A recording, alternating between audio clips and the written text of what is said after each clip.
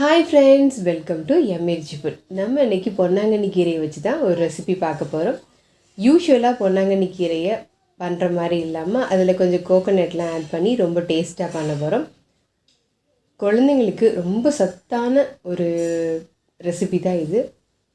இதை நீங்கள் சப்பாத்தியோடு சாப்பிட்லாம், சாதத்தோடு சாப்பிட்லாம், ரொம்ப யம்மியாக இருக்கும்.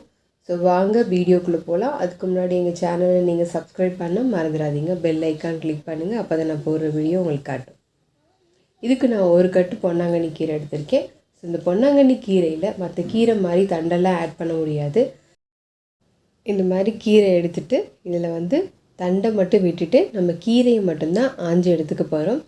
நீங்கள் முளைக்கீரை எல்லாம் பார்த்திங்கன்னா அதில் தண்டையும் நம்ம கட் பண்ணி போடுவோம். அந்த மாதிரி இதை பண்ண முடியாது.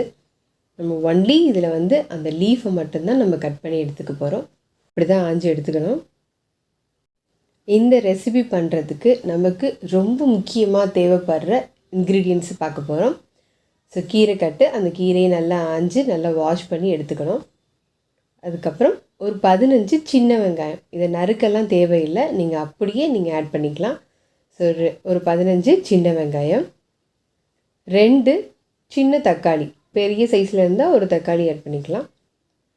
ஸோ 4-5 பச்சை மிளகா, கொஞ்சமாக அரை கப் அளவுக்கு தேங்காய். ஃபர்ஸ்ட் நம்ம இந்த தேங்காவை நம்ம அரைச்சி எடுத்துக்கலாம். மற்ற இன்க்ரீடியன்ஸ்லாம் நீங்கள் அப்படியே தான் ஆட் பண்ண போகிறீங்க. ஸோ ஃபர்ஸ்ட் நம்ம தேங்காவை மைய அரைக்காமல் விழுதாகவே அரைச்சிக்கலாம். இந்த அளவுக்கு விழுதாக இருந்தால் போதும்.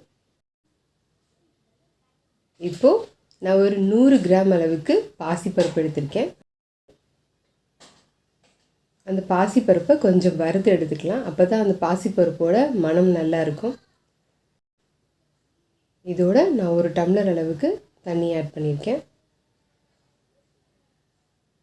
இப்போது நம்ம அலசி வச்சுருக்க அந்த கீரையை இதில் ஆட் பண்ணிக்கலாம்.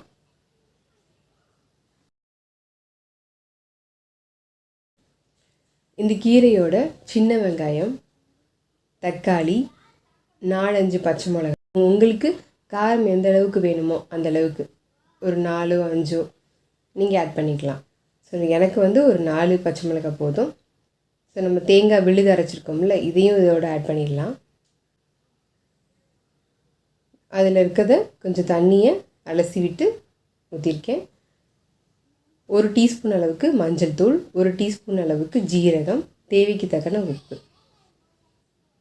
இதை போட்டுட்டு ஒரு கிண்டி விட்டுட்டு நம்ம மூட போகிறோம்.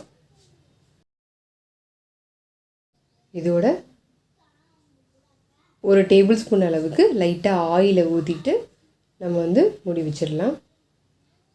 அந்த கீரையும் அந்த பருப்பும் நல்லா எல்லாமே மிக்ஸ் ஆகி வேகிறதுக்கு தான் 1 டேபிள் ஸ்பூன் அளவுக்கு ஆயில் ஆட் பண்ணுறோம். ஒரு 3 விசில் வச்சு நம்ம எடுத்துக்குவோம். அதுக்கு இடையில் கொஞ்சமாக லைட்டாக பெருங்காயத்தூள் இருந்தால் பரவாயில்ல, கட்டி பெருங்காயம் இருந்ததுன்னா இன்னும் நல்லா டேஸ்ட்டாக இருக்கும். கொஞ்சமாக எடுத்து அதை தண்ணியில் கரைச்சி வச்சுக்கோங்க. இதோட ஒரு 2 பூண்டு, 1 டீஸ்பூன் அளவுக்கு ஜீரகம், இதை நல்லா நச்சு எடுத்துக்கலாம். ஸோ உங்கள்கிட்ட உரல் இருந்தால் உரல் நெய்ங்க, இல்லைன்னா லைட்டாக கட் பண்ணி வச்சுக்கோங்க.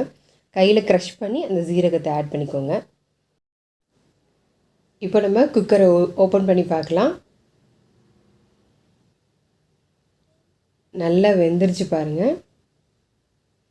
ஸோ உங்களுக்கு தண்ணி பத்தலை அப்படின்னா இதுக்கப்புறம் உங்களுக்கு எவ்வளோக்கு தண்ணி தேவையோ அந்த தண்ணியை ஆட் பண்ணிவிட்டு ஒரு கொதி வந்ததுக்கப்புறம் நம்ம தாளிச்சிக்கலாம். இப்போ நல்லா வெந்துடுச்சு. நம்ம இப்போ தாளிச்சிக்கலாம்.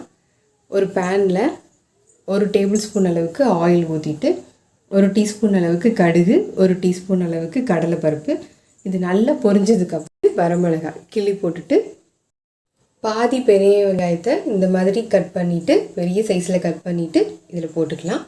ஸோ வெங்காயம் நல்லா வதங்கினதுக்கப்புறம் நம்ம ஊற வச்சுருக்க பெருங்காயத்தை இதில் ஆட் பண்ணிக்கலாம்.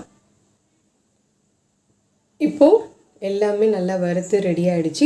இதை நம்ம தாளித்ததை கீரையில் கொட்டிடலாம். நம்ம நச்சு வச்சுருக்க அந்த ஜீரகம் பூண்டையும் ஆட் பண்ணிக்கலாம். இப்போ ஒரு கிண்டி விட்டுட்டு கொதிக்க விடுங்க. ஒரு 2 கொதி வரட்டும்.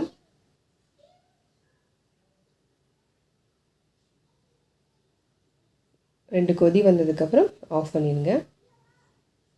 இப்போது நம்ம சர்வ் பண்ணலாம். நல்லா யம்மியான ரொம்ப டேஸ்டான பொன்னாங்கண்ணி கூட்டு ப்ளஸ் இதோட சாப்பாடு, அதோட வத்தல். ஸோ வத்தல் வீட்டில் பண்ணது தான். ஸோ இந்த வத்தல், இந்த கீரை, இந்த சாப்பாடு இதோட கொஞ்சம் நெய் ஊற்றி நீங்கள் சாப்பிட்டிங்கன்னா ரொம்ப சுவையாக இருக்கும். நம்ம வீட்டில் இருக்க குட்டி பசங்களுக்கு ரொம்ப ஹெல்த்தியான சாப்பாடும் கூட. அவங்களுக்கு மட்டும் கிடையாது, எல்லாருமே டெய்லியும் கொஞ்சம் கொஞ்சம் கீரை எடுத்துக்கணும். அந்த கீரையை இந்த மாதிரி தேங்காயெல்லாம் ஆட் பண்ணி நீங்கள் பண்ணிங்கன்னா இன்னும் ரொம்ப டேஸ்ட்டாக இருக்கும். ஸோ கண்டிப்பாக நீங்கள் வீட்டில் ட்ரை பண்ணி பாருங்கள், உங்களுக்கு பிடிக்கும். பாய், நெக்ஸ்ட் வீடியோவில் பார்க்கலாம்.